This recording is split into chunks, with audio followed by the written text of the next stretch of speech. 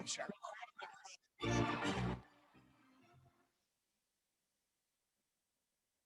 Good morning. It's time to wake up, y'all. You're listening to the Armchair Quarterback Show. We're here weekdays on CBS Radio, YouTube Live, 8 a.m. Eastern, 7 Central, 5 Pacific. The Armchair Quarterback Show, your first choice for Southern sports talk. Good morning, Mr. Joey Areola. Good morning, Mac. I don't know much, but I know one thing. Champa Bay is lit up once again. They just don't stop that thing from going. Hi, I'm Mac McGinn. I don't know much, but I know one thing. The Cubs finally got a win for the first time since I think the last time I talked to you, or hell before then. My God, what the hell is going on in Chicago? You're listening to the Armchair Quarterbacks. I love working for Uncle Sam. I love working for Uncle Sam. Lets me know just who I am. Lets me know just who I am. 1, 2, 3, 4, United States Marine Corps. 1, 2, 3, 4, United States Marine Corps. My Corps. My Corps. Your Corps. Your Corps. Our Corps. Our Corps. Marine Corps. Marine Corps. Armchair. Community Access Channel. He's the armchair quarterback. He's full of beer and he's full of snacks. The all-American man. With a cool one in his head. Yeah, the armchair quarterback. Hey, howdy, hi, top of the morning to you. Welcome to the Armchair Quarterback Radio Show. Mac McGee and Joey Areola here with you on a beautiful Thursday morning here on the First Coast-ish. At least Elsa's got the hell away from us. Joey, how the hell are you? Oh, it's a good day. I'm like you said, I'm finally wearing my Cubs shirt. Might be one of the last times of the year, but it's a good day. You know, got to win. We got a lot to talk about. Glad to be here once again. Yeah, congratulations. The Cubs finally won and the Braves finally won on the same day. Whoopity-doo. That doesn't happen much. They're heading to the series, baby. Let's go. I have full confidence in both of those managers. They're doing a fine job. Why am I wearing this corn puckle hat, whatever the hell you want to call this thing? I'm headed to a concert tonight for the first time since the pandemic. Brad Paisley is in Jacksonville, heading to the Brad Paisley concert tonight. So me and the wife are looking forward to that. Have you been to a concert since the pandemic has been? Plenty of sporting events between baseball and wrestling, but not not a concert just yet. Where's it at for you? It's here in Jacksonville. It's called Daly's Place. It's a new venue that they opened up. I want to say they opened it just before the pandemic hit. It's kind of like I haven't been to it to see a concert, but from my understanding, it's an outdoor arena type deal, and we got pretty good tickets because her boss hooked us up. So kudos to him. Have a good time with that. Yeah, she was trying to explain to me where we are. I'm like, where? She goes, and she started explaining. I was like, am I near beer? I'll be fine. I'll be fine. No, but I really don't know what the stadium's like, and I had never heard of the opening acts. So I'm hoping for traffic on the way down. I just want to see Paisley. I don't care about the other junk. Get there right in time. Yeah, exactly. Okay, so let's go ahead and dive into it. The Tampa Bay Lightning, world champions,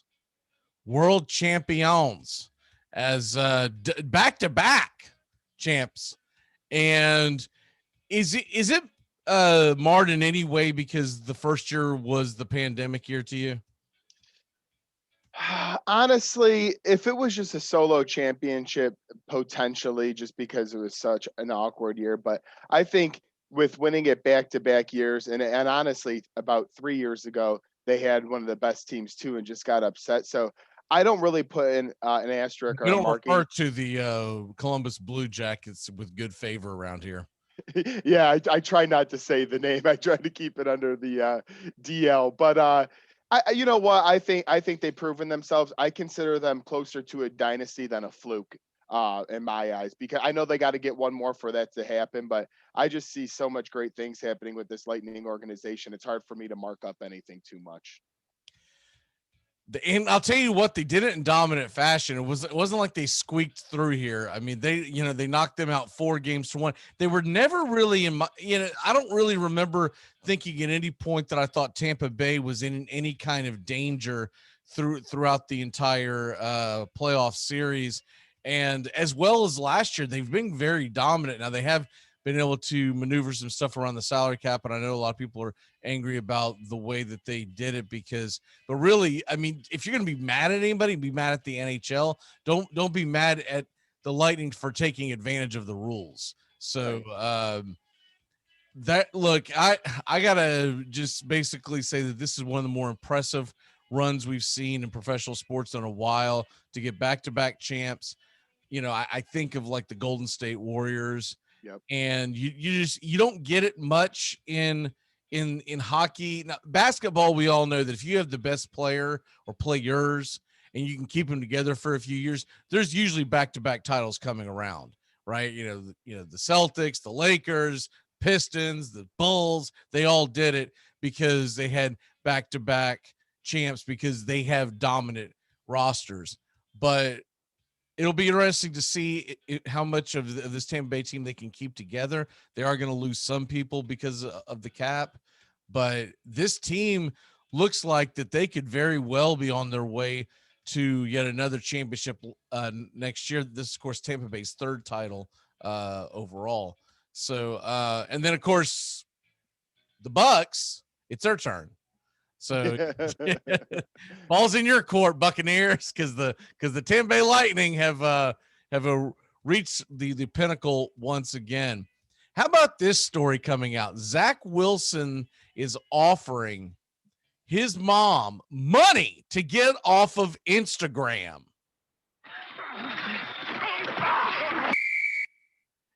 So for people who are not aware of this, Zach Wilson's mom is very vocal on Instagram, and I think Zach was realizing that his mom being on Instagram is going to cause him issues. Of course, Zach Wilson's the brand new New York quarterback for the Jets, right? He's going to be in the limelight anyways, but this takes it to another level because Zach Wilson's mom has gone so he's offered her money to get the hell off of social media, and this takes it to another level of narcissism where she says that she will not do it because of people are looking forward to her Instagram posts to get out of bed in the morning that are keeping them not depressed. And okay, this is like beyond psychotic, okay? Even if it's true, even if there is someone out there that it's telling you that, is inboxing you that, you don't put that out there. You don't say that. You know what I do for this world? I make sure people don't off themselves because I'm that great. People look forward to I don't even know what she posts. I saw that because after it doesn't look like they're like sexy nudes or anything like that. So it's nothing like that that's embarrassing them. But from my understanding, that she shoots her mouth off a lot. I got sick of her. I looked her up yesterday for a minute, and she had a big problem with Disney World or Disneyland because of the mask rule, and she said it was too hot out. And she created the word mask holes for all of their employees, and was just going off on social media saying how her family shouldn't have to be put through that, blah, blah, blah. And I was just like, holy crap, I feel bad for Zach Wilson because he seems to be an under the radar guy for being a top pick. And this does not help his cause in New York, especially. Yeah. So the thing about her is, well, first of all, with them coming from Utah, we know there's going to be a religious aspect out there, right? Of it. And I believe she leans into that a little bit, but I think what was more concerning to him is that I think she does post like what you're referring to that kind of can be looked upon as somewhat political, right? And I think that's what he's worried about. He's like, dude, I'm just trying to play quarterback for the Jets. If you'll just stop it. And It's hard enough. You're right. It's harder to play quarterback in the National Football League in the city of New York without you coming in and shooting your mouth off. And then for her just to be that, I mean, that over the top of, well, I'm keeping people from, I'm living, they're living a better life because I'm on Instagram. Yeah, okay. What?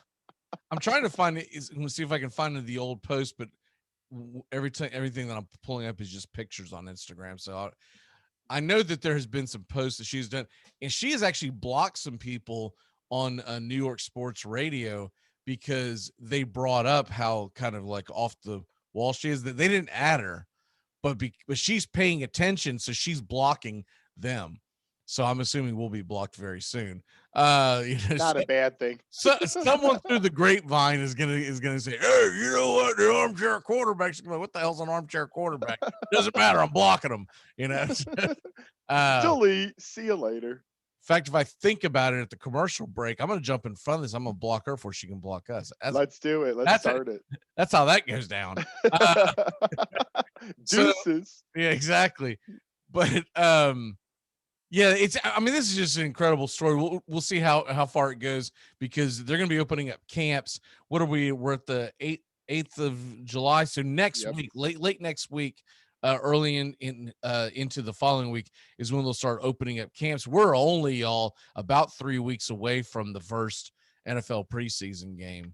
Man, does that not sound good to your ear, right? Oh, thank God. Especially with our baseball teams. Yeah, exactly. The NHL is over. NBA is coming to an end by the end of next week, and you're going to catch your breath, and then here will be football season. And by the way, NBA, this is a perfect lead-in to your off season. Do this every year, you stupid ass. Or if you're going to come back and you get up by June, NHL, do it this way. Lead into the NFL season, you stupid ass, and you will have something there. I know it's hard to take me seriously, with this hat on, but still, I mean, come on. How many times do I have to beat them over the head over this? Maria Taylor, Rachel Nichols thing. It's coming out as a rumor and hasn't been substantiated yet, so I can't sit out there and call it fact. But it looks like that she, or her team, as they always say, her team, her squad, most likely leaked that audio and has been waiting to pull the hair trigger. If it's that calculated, I figure it's got to be her. If it's not her, then it's her agent, right? Right. Because they're doing this 3 weeks before her contract comes up. And you talk about calculated to try to be able to get your money, because what works out well for her, and I don't know if this was already by design or if this is just the way it falls, but Sean had brought it up. I looked into it yesterday. Her contract is coming up for renewal.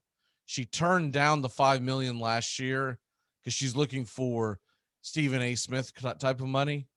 But what's so calculated about, I know it's asinine. It's Jesus. It's like you're a pimple on the ass of ESPN, and Stephen A., whether you love him, hate him, whatever, dude's been around for 20 something years on ESPN, has pulled his weight.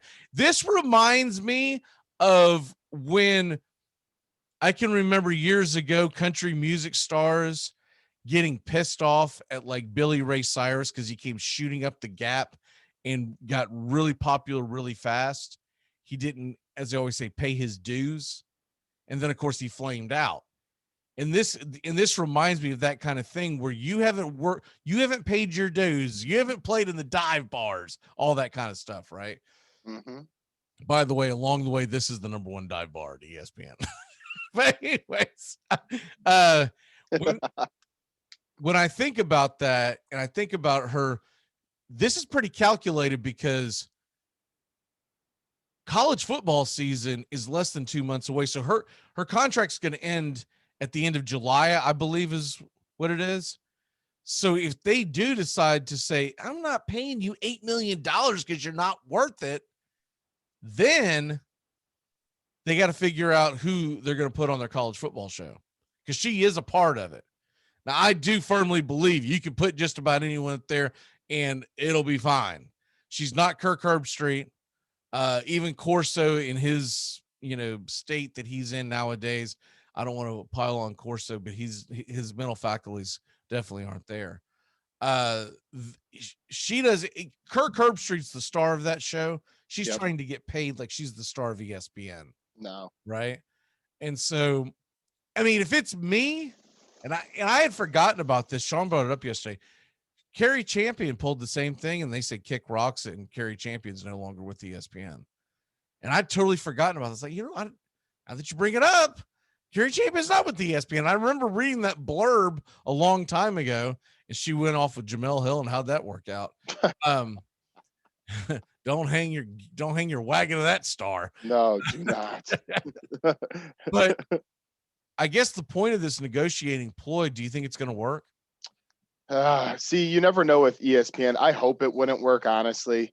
There's nothing worse than I'm just saying overpaying for someone that doesn't deserve the money. I mean, Stephen A. Smith type money. Come on now. Like you said, love him or hate the guy. He's been there forever, and seniority matters, and people listen to the guy. This lady absolutely matter. Well, I don't even know seniority is the word, but she's been there long enough to build a brand. Right. Exactly. She doesn't have a brand. I don't see her anymore. Maybe they ran her off too. But when I think of ESPN women that have a brand, I think of Linda Cohn. I was thinking of her right away.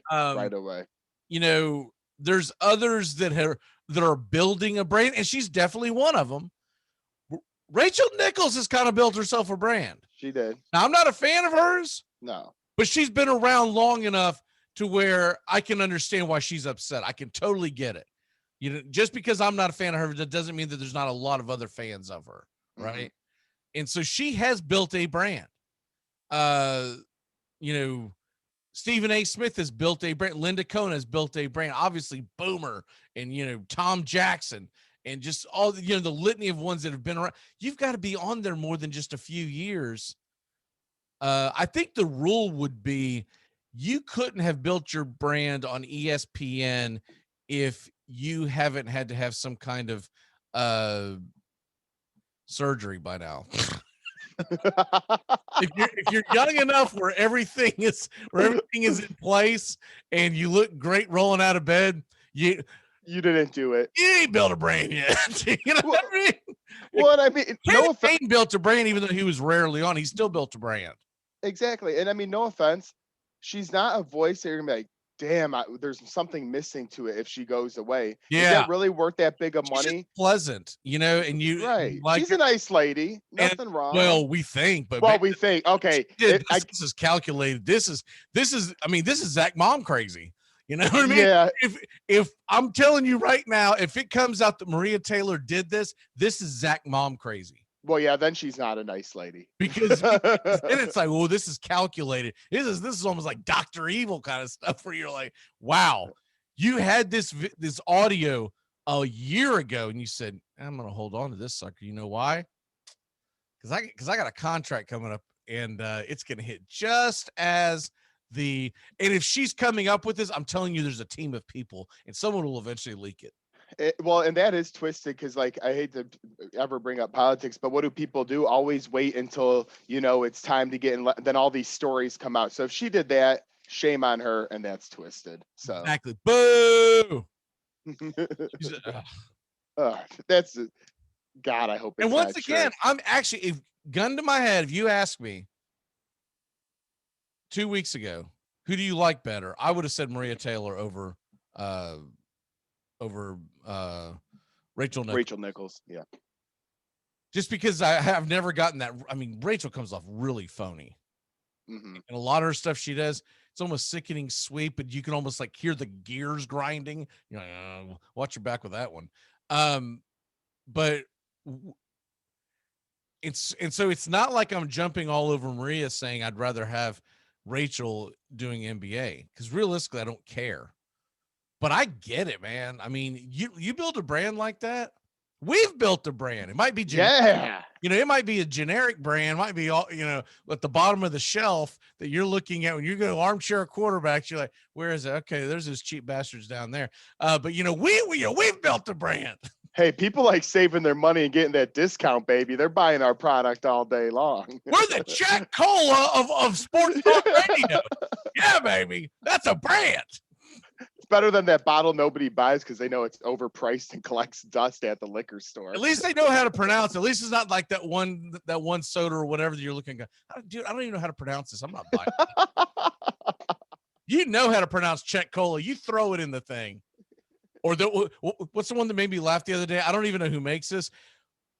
Armchair Quarterbacks sports talk show is the Dr. Bob of sports talk. Wow. Did you see it? Have you seen that one before? No, I have not. As opposed to Dr. Pepper, it's Dr. Bob. No way.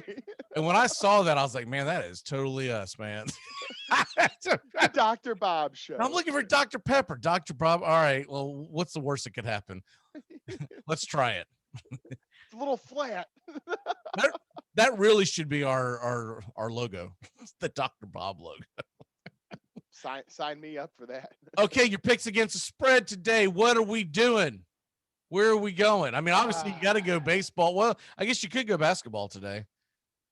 You know, I'm very tempted to hop on the Milwaukee Bucks money line tonight. I am. I don't have the exact number in front of me, but I was thinking about. Give me 1 second. No problem. And why you say that? Plus 180. The Bucks. They're getting 5.5 points. I'm tempted to take that money line because I think Milwaukee Bucks are the Dr. Jekyll, high team. But I screwed that phrase up. But they're the team that always could have a very bad game, then come out well the next one. They started off well last week. Giannis got a little tired at the end, but for baseball wise, I think I'm going to go with the Cleveland Indians today. Partly because I got Zach Plesac in fantasy as well, coming off the IL. They're home. Big one. I've got him as well. Yeah, they're home against Kansas City. So I would take Milwaukee money line for basketball, and I'm going Cleveland Indians run line for baseball. All right, I'm going to go with this is a little strangely low to me, so I've got to pull the trigger on this. The Yankees are starting to feast on the lower teams, and they're getting their brains beaten by like the Red Sox and Rays, right? Yep. Well, they're on the road again, and they've been giving it to the Mariners. I'm going to take them once again, minus 140 on the money line, 4:10 Eastern start. Jordan Montgomery up against Logan Gilbert. Logan Gilbert's a fine young pitcher, but I think the Yankees will find a way to hammer it home. If I was going to go with the second one that's very, very tempting, if you want something that's almost like a given, the Mets minus 185, Walker's on the mound for the Mets. Going up against the Pirates. And no, I don't care what a Braves fan tries to tell you this week. The Pirates aren't any good. I watched that 1-1 game, and then I was so pissed because I was rooting for you too the other night. I was like, Jesus, the damn Pirates are getting wins now. It's pathetic. It's pathetic. And the way I look at it with all these people that follow, follow us on Twitter and vice versa in the Braves nation, man, they just they really are pie in the sky, think we are what we were last year type of team. And we're not. The Atlanta Braves suck, dude. They are just, you can't have a terrible bullpen and have two of your major bats missing and think that you're the same team that you were last year. And it's, will they scuffle around and possibly compete all summer? Maybe. And if something happens, like the Mets get like the injury bug or whatever, could they compete? Maybe, but I'm not betting on that. They made it this far, got me to the All-Star break. I'm ready for football season, man. I mean, amen. I'm going to be watching the rest of baseball, but as far as the Braves, I've decided yesterday, I was like, I'm not going to listen to it anymore. I'm just going to have it on. I'm going to listen to another audio because it pisses me off so much when I listen to these idiots sit there and talk about, oh, well, this team just gets hot. And they just do this. How are we going to get hot when the bullpen ERA is one of the worst in the National League? You can't get hot through that, especially when one of your best hitters is about to come up on charges from MLB. He's going to get suspended for the rest of the year. He's gone. And then one of your other better hitters, your catcher, has been missing in action, and the catching situation's so bad, they brought up Jonathan Lucroy yesterday. Oh, my goodness. When's the last time He's still in the league? Well, he is now. He's been on their minor league system. They sent the kid Contreras down to the minors because they're like, dude, you're 2 for your last 31. You suck behind the plate. You got to go down and learn your craft. And so I'd say a lot of this is more of the Braves' fault, but there are other players. You can't have Almonte hitting 5th in your lineup and go, we're a playoff contender. No, you're not. You're not even a division contender. You're not even a contender for the upper part of your division. Right now, you're barely better than the Marlins. And we play 3 on the road in Miami this weekend. We'll see if they win that series. I would be shocked. Let's take a break. When we come back, it's the Cleveland Browns. Cleveland Browns Day. We've got that and a lot more ahead here on the Armchair Quarterbacks. Keep it locked in here to CBS Sports Radio and our YouTube Live Armchair Quarterbacks.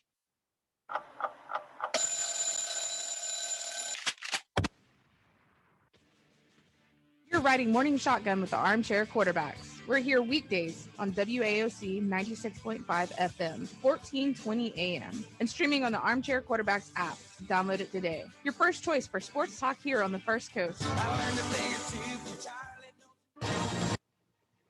You're listening to the Armchair Quarterbacks on CBS Sports Radio, #1 sports station.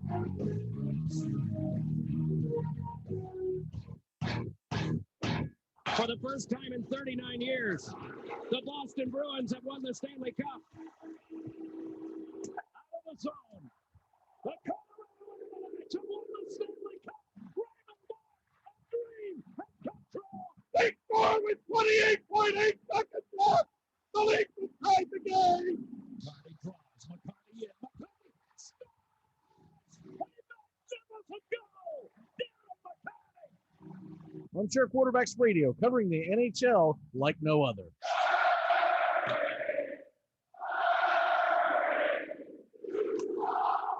What's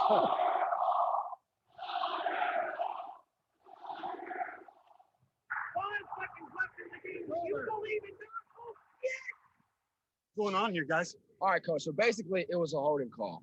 But these dudes started me in their fantasy league, which is cool because this dude started our quarterback, but he started our kicker and I started their defense. So it's kind of a pickle. Compromising the integrity of this game with your fantasy football leagues? Listen to me. If there was holding, you make that holding call. I don't care if it was on our team or not. I care about this game too much to let you. Coach, you started their defense too, didn't you? Yeah, you definitely started their defense. Damn right I did. Armchair.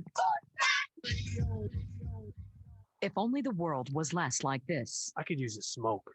Hey, put that out. And more like this. I could use a smoke. You murderer! I might have children one day. Smoking kills, unless you kill first. If you're around a smoker, you will die. Smokers may look relaxed and like they're having fun. Don't believe it. Vote yes on Proposition 421. Let's outlaw smoking everywhere, even in people's homes, and allow honest citizens to legally kill anyone who smokes. Let's live in a world without smokers. Prohibition works. Let's prove it. Vote yes on Proposition 421. Armchair.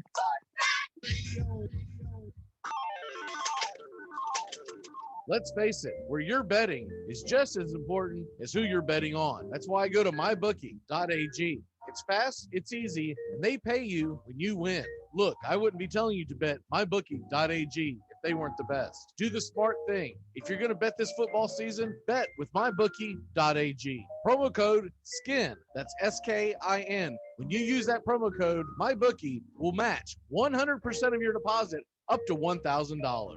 That's mybookie.ag, promo code SKIN. Why are you the way that you are? Honestly, every time I try to do something fun or exciting, you make it not that way. I hate so much about the things that you choose to be.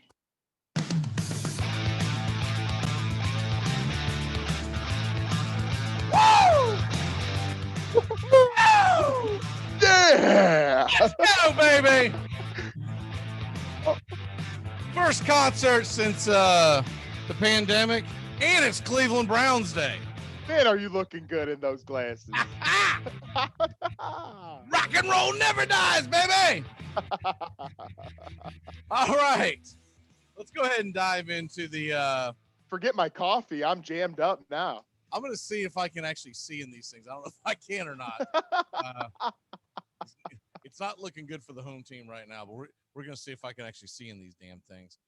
They're supposed to be prescription, but man, that's not looking good. I can't do this. You tried. I tried, man. I tried. Prescription, my ass. There's like a one blurry line, and I guess that's what you're supposed to read through. I'm like, oh, okay, you say so. All right, back to old man radio. Old man River. Man, I'll tell you what, the Cleveland Browns, they had some exciting things that happened during the off season. I meant to hit play when I got up. That whole thing that I pulled up wasn't just supposed to be their schedule and it's supposed to be the schedule, draft picks, free agents, all that junk. And I screwed that up by the time I realized that we were coming out of break. But anyways, long story short, the Cleveland Browns here in 2021, I'll tell you what, I think this is a team that could possibly compete for it all. What say you? Yeah, I mean, I can't really disagree with that point you just made. They obviously last year had a nice win in the playoffs against Pittsburgh, came up short at Kansas City, who went obviously to the Super Bowl. And if Baker Mayfield continues to improve and, they can keep people healthy, I really see it hard for them. They built something there. I said it once. I love when they hired their coach that came from Minnesota, obviously. And, they added some good pieces in the draft, a couple local guys from the Illinois area / Notre Dame. So I really like their roster going into this 2021 season. Look, when you look at the fact that OBJ is coming back, okay, correct. That alone is going to give you a boost. And then to top that off, they did re-sign Rashad Higgins, which he, and didn't even cost him much, but he was integral part of the offense last year. You obviously still have Landry, you got Peoples-Jones, and then of course the running back core is still essentially Chubb and Kareem Hunt. But you look over on the defensive side of the ball, that defensive line. Whew. Oh, they add Jadeveon Clowney, and we'll see if he can be better than what he was. He was not very good in Tennessee last year, to say the least. But we'll see if he can get some kind of a resurgence. And then across the board, defense was what they went into on the NFL draft this year. They only spent 3 of their picks on offense, and none of them was before the 3rd round. The rest of it was 1, 2, 3, 4, 5, 6, 7, 8 guys that they added to the defense via the draft. Yeah. And I was pretty familiar with the 2 first picks, Greg Newsome out of Northwestern, being a Big Ten guy and around the Midwest. I watch a decent amount of their ball, so I like him. And then the linebacker, Jeremiah, I can never pronounce his 2 last names there, so I won't even try. But out of Notre Dame. Karamawa. Owusu Karamawa. I like that. I'll stick with that. I'll tell you what, he was high up on the pre-draft boards. Now, they got him in the 2nd round, but he was really high because when we were doing all of our mock drafts, I mean, this guy was extremely high up on the board. And of course he came from Notre Dame, but whether people saw him play or not, he was one of the more dominant players on a very good Notre Dame defense. He won the Dick Butkus Award too. Exactly. So you add him and you add, like I said, there were 8 total play. I said draft picks, but it was college football free agents / draft picks. 8, they added 8 guys from the draft essentially. And this team should be like ready to look. This is a team that almost came back and beat Kansas City. Yes. For which would have took them to the AFC Championship game. So they were basically one break away from the AFC Championship game being Cleveland versus Buffalo. And how different would that have made the world? Because I think Cleveland would have beaten Buffalo as well. And can you imagine the Cleveland Browns in the Super Bowl? Oh, the dog pound. Oh, man. So I think that they're not that far away. The Cleveland Browns, to me, are a team that if you took them as a dark horse and you said, look, I know you think I'm crazy, but I think they're going to go to the Super Bowl. I couldn't crap on that theory, because they are a team that is just a couple of plays away this year or this past year. Will they break through the ceiling? That's the thing. Can they get past the Chiefs? Can they get past, obviously what you really want to do is make sure you win your division. And that's arguably the toughest division in football.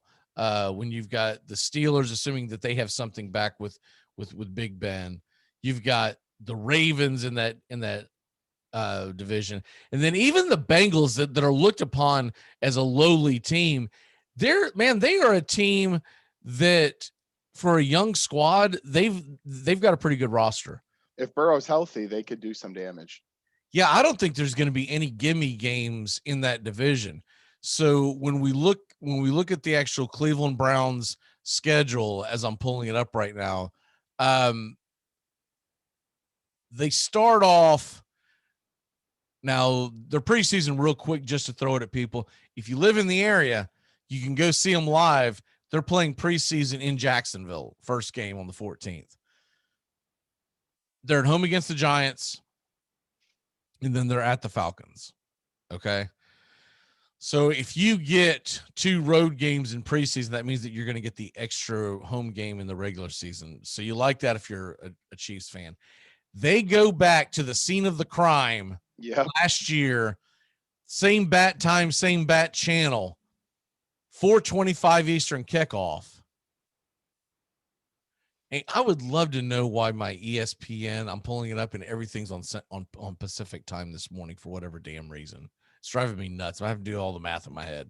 You can't keep it simple. And it's only on one device. And I thought maybe it was like a VPN, but I checked my VPN and it's in New Jersey. So I'm like, well, that's not it. So I don't know what the hell's going on with this. But so bear with me if I don't have the times exactly right. I have to do that. But they start at the Chiefs. It is the mid-afternoon game. It's the game of the week, so to speak. Yep. I'm pretty sure the way that works is that will follow. Well, at least they have in years past. They might be doing it differently, but they used to always do the U.S. Open's championship was on that Sunday, but I think they might have moved that because it's not. CBS does that unless they lost the rights to that. But the point is, who gives a damn about the tennis part? They're going to be playing 4:25 Eastern. After that, you get the Texans and Bears at home. After those 3 games, I've got them 2-1. What say you? Man, I wanna say 3-0, and I think I'm honestly going to do it. Really? I know Kansas City had the Super Bowl loss, but when you usually lose a game like that in a heartbreaker in a playoff game, that leaves a very bad taste in your mouth. And I think all they've thought about this offseason is Kansas City, Kansas City, Kansas City. So I actually got them 3-0 right off the bat.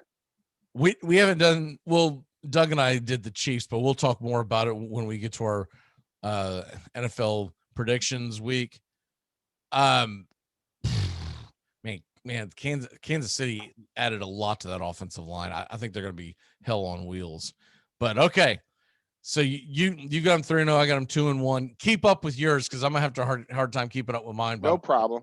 All right, they're at the Vikes, at the Chargers, and home against the Cardinals. I got them winning. I think they'll take 2 or 3.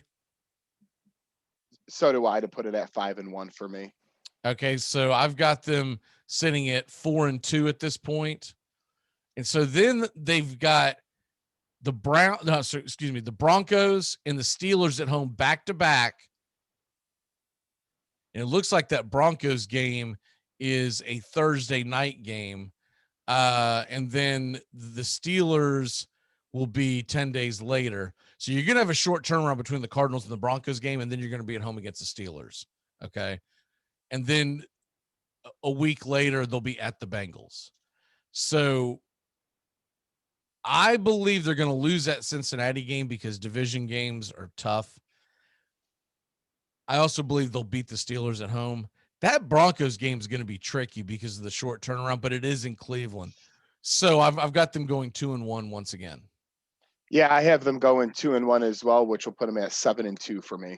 Which losses? I actually have them losing home against Pittsburgh. I think Pittsburgh will get their payback after the playoffs last year and stick a little salt in their wound. So 7-2 after 9. So no love and no respect for the Bengals. Brian heard that. So you know. Hey, I might have them upset them on the road. Never know. Week 18. Okay, so I've got them at 6-3, and you have them where? 7-2. Okay, so then they're at the Patriots, at home against the Lions, and at the Baltimore Ravens. That's a tough stretch. Well, it's a good sandwich to have the Lions in between, but I really think the Lions are going to be better than a lot of people expect because I think they're going to be a real gritty team. I think they're going to be a team that's going to play very tough defense. That Baltimore game is going to be tough. That looks like that's a Sunday night game at the Patriots. By then, I think it's going to be Mac Jones. That's a tough stretch.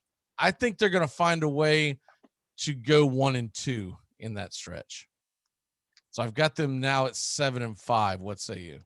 Yeah, and I got them going 2-1 as well, which would put them at 3 losses at this point. Yeah, 9-3. 9-3. See, so you got them 9-3. I've got them 7-5.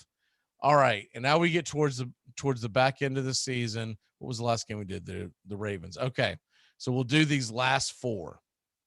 At home against the Raiders, at the Packers, at the Steelers, and home against the Bengals.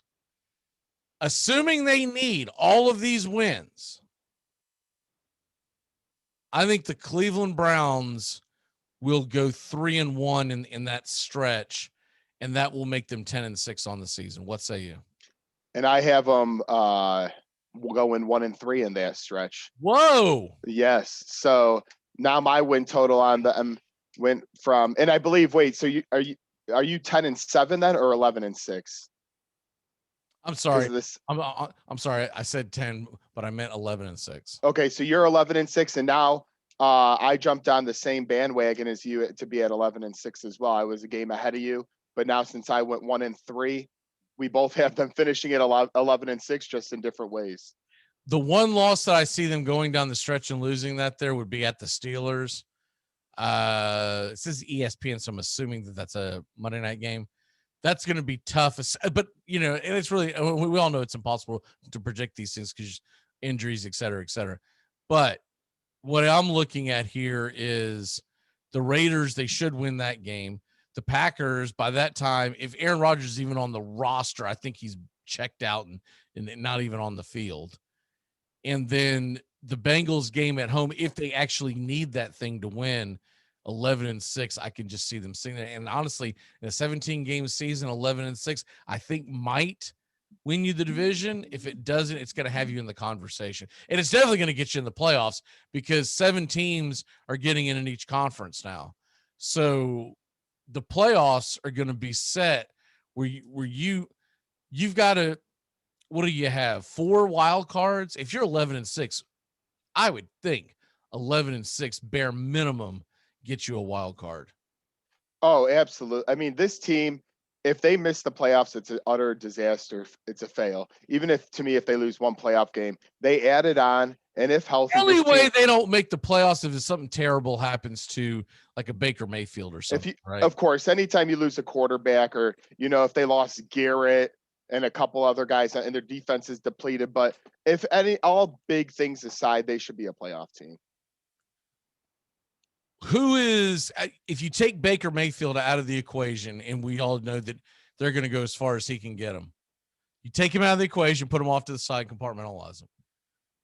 Who outside of Baker Mayfield, who's the most important player on the Cleveland Browns this year to you? I'm honestly going to go Nick Chubb at the running back position, and I'll say it for a couple of reasons. Number one, we saw when they lose Odell Beckham that engine still runs. Could it be better when he's healthy? Of course, but they have some depth there, and they have good tight ends with Austin Hooper. I think though, if you lose Nick Chubb, and I know they have Kareem Hunt at backup, but he's not an every down back to me. Obviously, at this stage in his career, and Chubb does a lot of the hard pounding. And let's face it, come playoff time, you need someone who can gut it out while Kansas City and Buffalo try to throw it all over the place.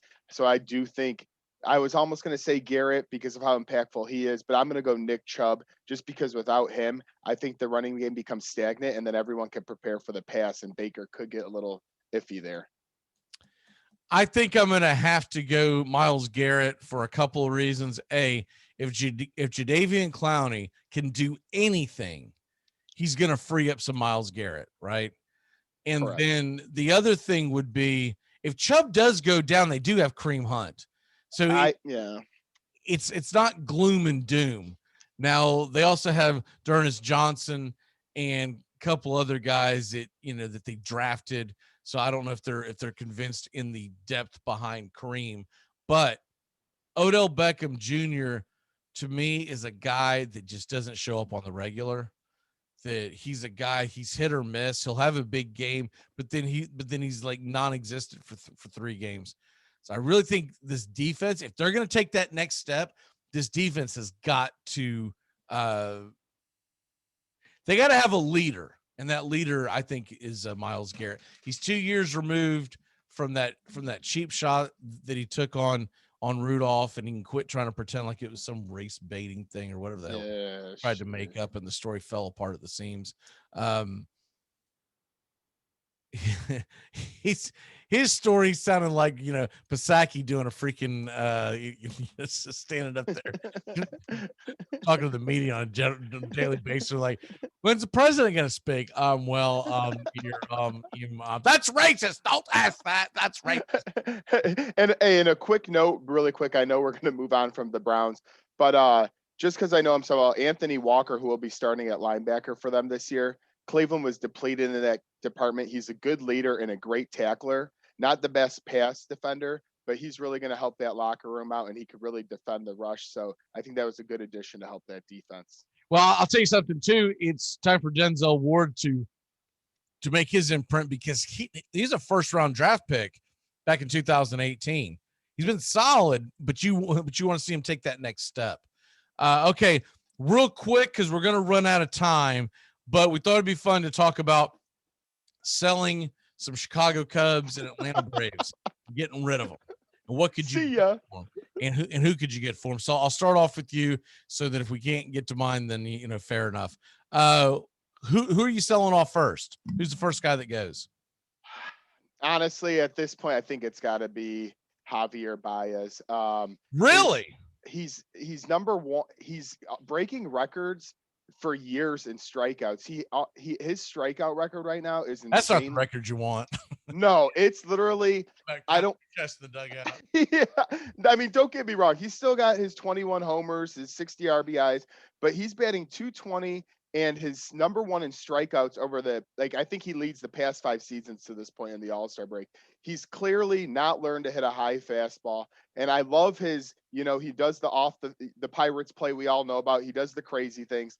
But to me, you're not paying a guy 150 to 200 million if he still can't lay off the high cheese. So basically, if you're selling him, then you're choosing to keep Rizzo and Bryant together. Is that what you're thinking? Oh, I'm thinking everybody besides Wilson Contreras. See you later. Really? Even Rizzo? Rizzo, he had the chance to take that 90 mil, and I thought the Cubs should give him 100. But to me, with his injuries that keep nagging him throughout seasons, missing games here and there, I think he'd be perfect in a Yankees uniform down the stretch if they. He absolutely would. He absolutely would. That's the one thing that the Yankees would love to have, is a power bat from the left side, and you might be able to get Luke Voit back maybe from it. I don't know. Something.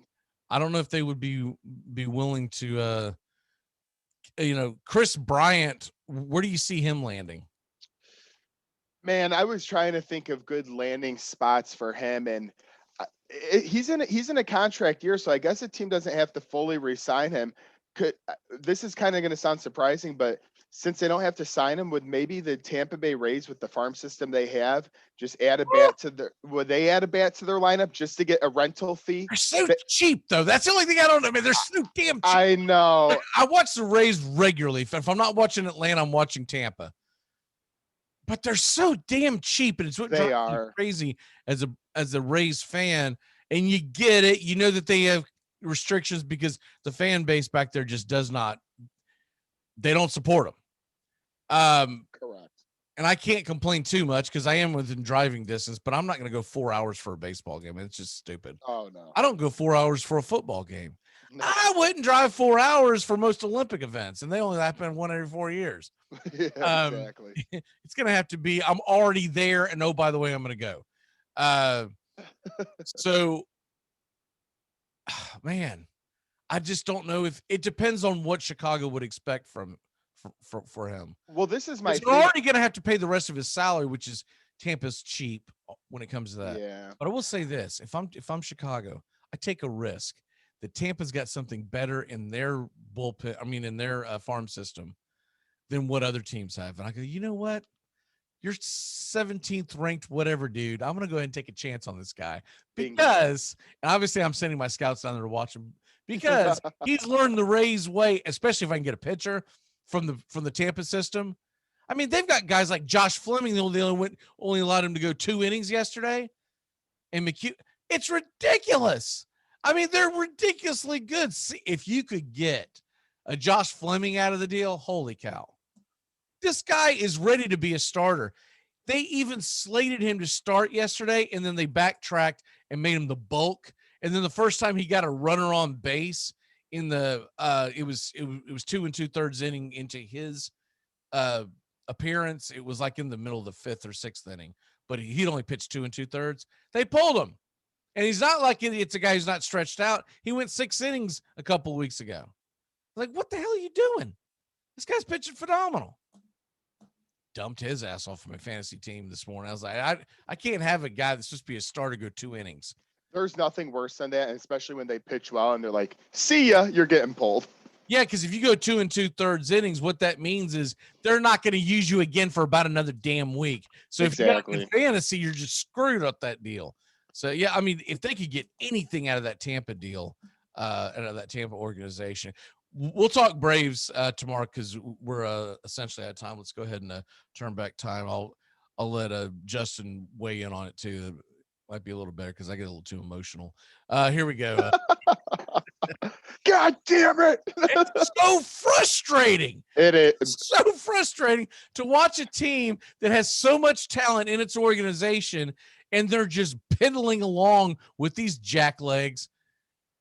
And you're like, you know, when the Ozuna thing goes down, the first thing I was thinking was, we'll see how serious they are, because if you really wanted to bring in a bat right now, you could lose one of the Braves are loaded in the outfield. They could have sent one of those guys to go get a bat.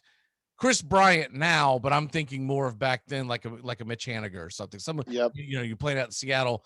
They're not going to make it. They would love to take on one of their guys. Yeah, give him a Kyle Wright. Be dead when done. I quit seeing that guy show up once every 4 months so he can blow a game that you need. All right, turn back time.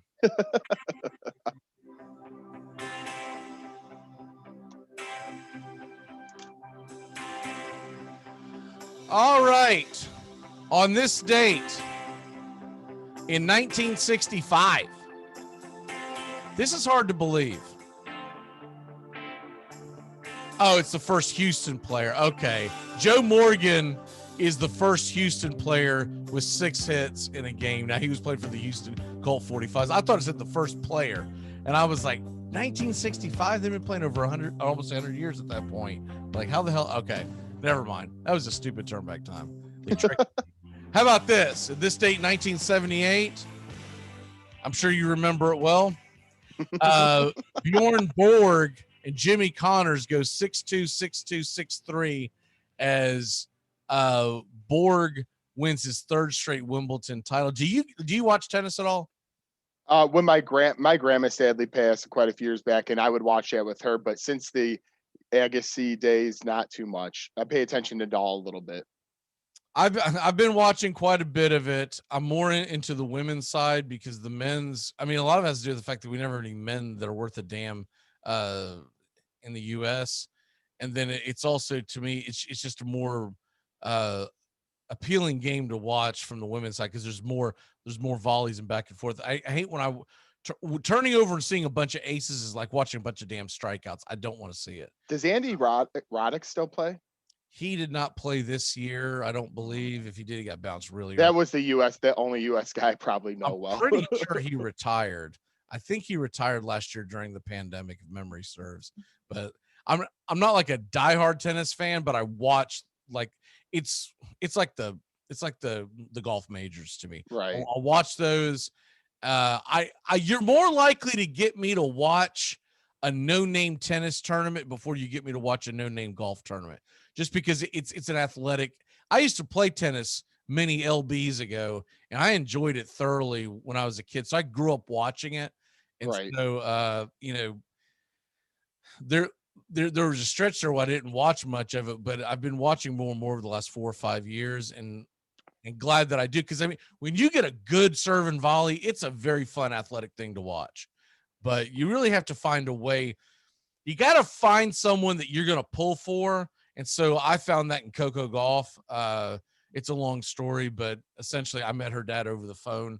He was a really nice guy. And so I, have been pulling for her ever since. I was already a quasi Coco fan, but now I do pull for it. She was in the doubles. It was either the final 8 or the final 16 the other day, and I watched that. And I loved it. Man, doubles tennis is fun because ball's flying all over the damn place. And there's so much strategy in it.